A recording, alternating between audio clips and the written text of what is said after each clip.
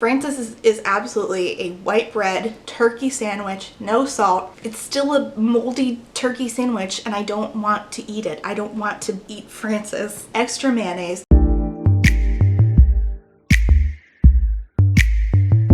Hello, my name is Rachel. Welcome back to my channel. I am finally going to start filming in front of my books again. I had to move them to a different room. It's much better this way. It probably doesn't even make a difference to you. Anywho, today we're going to talk about Mexican Gothic.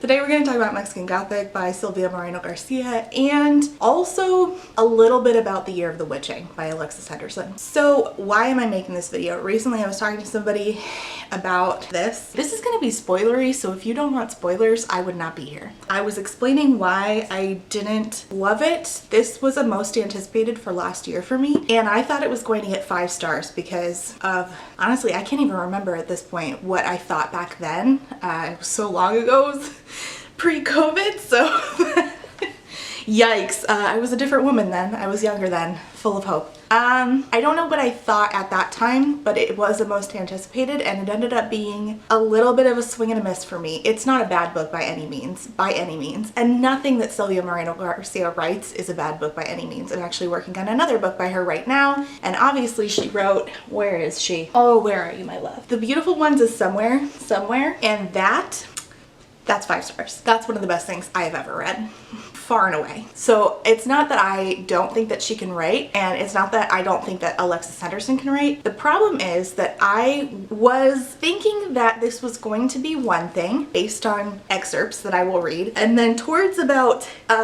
here-ish, it stopped being that way, meandered a little bit here, and then just kind of went into a downward spiral around there. So yeah. And The Year of the Witching abruptly did so. That book was a bit longer. That book abruptly hit a place where I was like, oh, I almost gave this 5 stars. I am definitely not going to now. The vibes on that were on point. I am more of a creepy forest person than a creepy house person. Not that I don't love a good creepy house, it's just forests speak to me on a different level. So I did enjoy that one more. I also like the religious aspect of it because of personal experience with cult adjacent things and spiritual abuse. So I had a little bit better of an experience with that one than this. But this, okay, so what happened? I was talking to somebody and they said that, and nothing against them, we just had very different experiences reading this. They said that I believed things about this book that they think were headcanon for me. And the next day I was like, it's kind of irking me that I'm almost like feeling a little bit like I'm gaslighting myself, because I'm like, am I telling myself something and starting to believe it, and it didn't actually happen.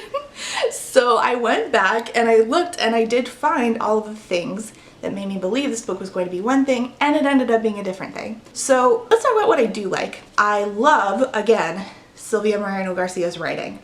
Astounding, phenomenal, another world level, far and away in a different universe. She resides, typing things that are wonderful to us. Love that. Appreciate her for that. I have talked to her in DMs and she is lovely. Oh my god, please don't tag her in this. I don't want authors in this space, please no. But she's lovely, and I love her, and I will read anything that she writes. As I said, some things have gotten 5 stars. Some things, I'm actually reading Certain Dark Things right now, and it's great. Nothing against SMG. She is a goddess. It's that Noemi, who is a fantastic main character, was really fantastic in the beginning of this book. So the great thing that this book does is it sets you up right from the beginning. There is no filler. You just walk straight into what this book is. So you're set up where this wonderful woman, Noemi, has received, her family has received, not her herself, her family has received a letter from her cousin Catalina, who got married not that long ago, went off to live in the middle of nowhere in this dilapidated mansion with her weird husband. They receive a letter, Noemi's dad does rather, from Catalina saying, help, he's trying to poison me, you have to come get me, oh my god, this is terrible. I am paraphrasing and doing a shit job at it. So that's chapter 1. We have been set up with this great main character who is both smart and also loves pretty dresses. So like that thing that everyone's asking for where there's a main character, it's not a fantasy, but where there's a main character who is a badass and smart and cunning and educated, but also just likes to, you know, once in a while go to parties and likes to dress up in very nice clothing. That's Noemi. She is a delight, especially at the beginning. And right off the bat, Noemi is built in as this character who is incredibly knowledgeable about a variety of things. So for instance, her father owns a material dyeing business. She knows a lot about that. Throughout the book, there's a lot of like mushroom stuff I'm sure you've heard about. There is mushroom stuff, and Noemi actually has some knowledge of mycology, which is really fucking cool. It has to do with more of like her indigenous roots, which is also really cool. Another thing she knows quite a bit about. So right away, Noemi is told by her dad, you're gonna have to go see about your cousin and see what the hell is going on. And Noemi's like, would rather not have like a recital I have to do. I've got school and stuff. So while the synopsis says, after receiving a frantic letter from her newlywed cousin, Noemi heads to High Place, the dilapidated mansion, it's more like she reluctantly heads to High Place because she has other shit going on that she would rather be doing.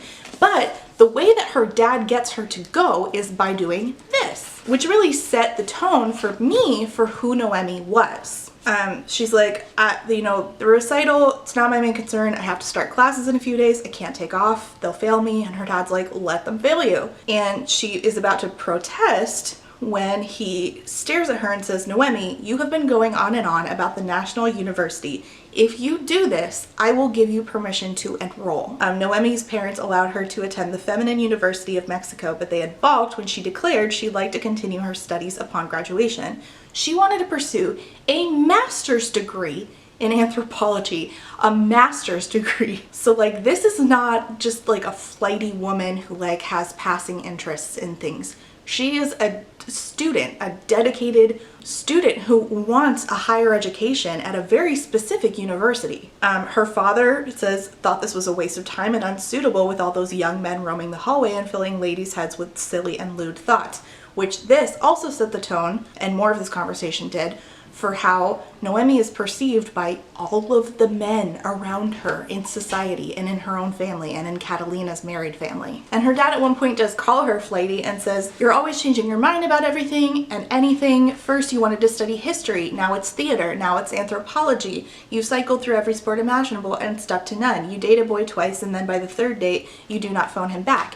And to me, I was like, this is showing that Noemi does not fit the mold of a typical daughter. But if this was his son, he would not do these. He would not complain about these things. He just does not take her very seriously because she's a woman. And I would also like to note that I did ask Delphi, who is an anthropology student, and she was like, history, her dad said, you wanted to study history, then theater, now it's anthropology. History and anthropology kind of go hand in hand, like one informs the other. So I felt like that was Silvia Moreno Garcia like setting up this very particular situation where Noemi is treated very much as a woman would be treated in the 1950s. Had she been a guy, none of this would have been seeming flighty to her father. It would have just been like, oh, he's a man, he knows what he wants. So that was like the first thing that made me think like, oh, that's where we're going with this. Okay, so then Noemi actually heads to High Place and she gets into these conversations with these weird ass white people who are colonizers and shitty. I'm sure we all already know about what Mexican Gothic is about, and it does a great job at explaining without overtly saying how colonization is sort of like a fungus and a form of like growth, and a disturbing and diseased one at that, right? And all power to Silvia for doing that, because that was genius, far beyond anything I could have written, certainly. But she kept setting up these things that I thought were going to have this great payoff in the end. And another example is Noemi shows that she is very educated. And she's very reluctant to get into these conversations with men, her father being one, and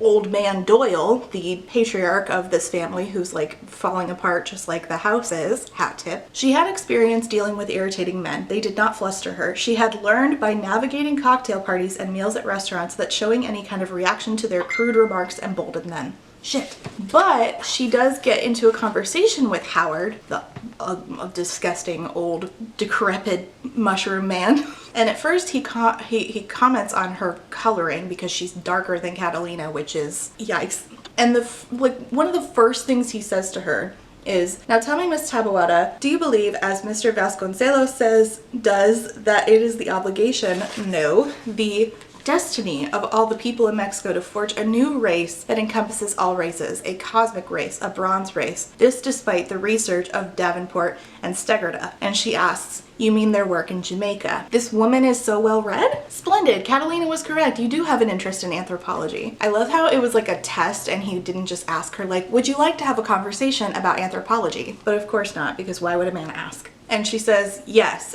but she did not wish to share more than that single word. It's like, Noemi doesn't want to get into these conversations with these dudes because they don't actually care what she has to say. They want to talk at her, not with her, which is why he like baited her into this conversation. He says, what are your thoughts on the intermingling of superior and inferior types? He asked, ignoring her discomfort. I once read a paper by Gamillo in which he said that harsh natural selection has allowed the indigenous people of this continent to survive, and Europeans would benefit from intermingling with them, she said. It turns the whole superior and inferior idea around, doesn't it? And again, between this conversation and the one that she had with her father, I thought that this was setting the tone for Noemi, who Noemi would be throughout the course of this book. And that's a strong start. Another example, and one that really stuck with me, is where she's looking around the library and most of this place is like falling apart. It's covered in mold and the books are like rotting. The whole house is just a whole series of different forms of rot. And she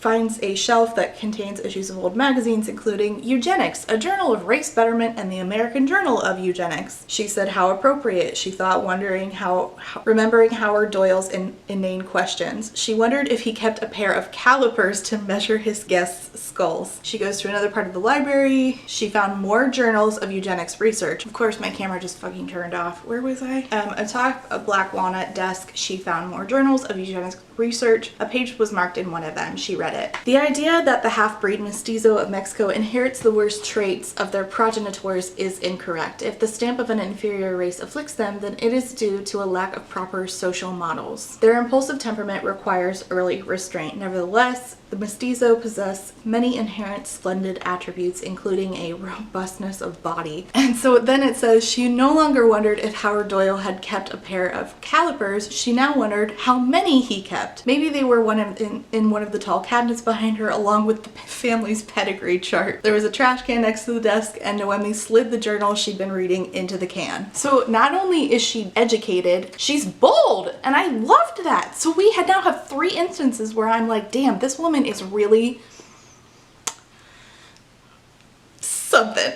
I am super gay for the beginning of this book version of Noemi, if that's not clear. Then later she talks to Howard again, and mind you, I am now on page 77, so we're still in the beginning of this book because this book's not that long. It's 301 pages. So then they have another conversation about this, and she's again trying to like keep him at arm's length, and he's still like trying to engage her again and again, and it's like, Howard, chill, you're disgusting, go away. He says, you mentioned Gemio when we last spoke. You're correct. Gemio believes natural selection has pressed the indigenous people of this continent forward, allowing them to adapt to biological and geographical factors that foreigners cannot withstand. When you transplant a flower, you must consider the soil, mustn't you? Gemio was on the right track. So he's like continually baiting her, and she is like, still please no. But in private is throwing away his eugenics journals, which again, I love her for. Noemi also makes references to Carl Jung and Freud, and of course there's a lot of psychology just in the general sense of Gothic horror. Like that's really part of it. As a genre, Gothic horror sort of speaks on human psychology, right? So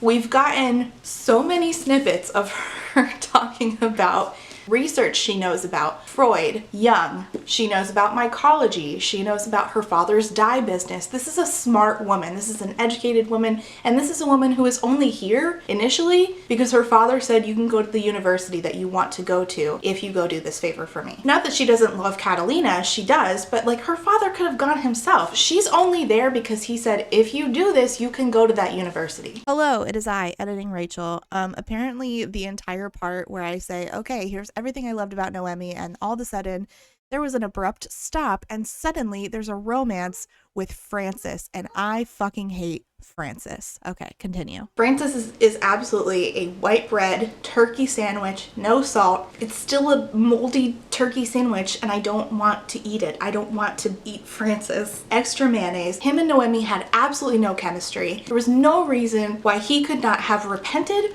for not telling her earlier, and then Noemi takes charge and is like, listen, you are useless. You're a bastard for not telling me earlier. I'm gonna save all of us because you still deserve a redemption arc. And then she gets out of there. I was really hoping for that. There's no reason why Francis and Noemi could not have just been friends. There is absolutely no reason. None. I don't like it. And it actually harmed the book. It is rare when a romance is so ridiculous that it harms a book. This is that absolute. I can't stand Francis. I don't understand. Absolutely useless. You did this. You did this to you. Like you should have left a long time ago. You should have not let Noemi get ensnared by this. She's right. You are a bastard. You are a bastard. And then 85 pager, she's like, I love you though, my pale little chicken nugget.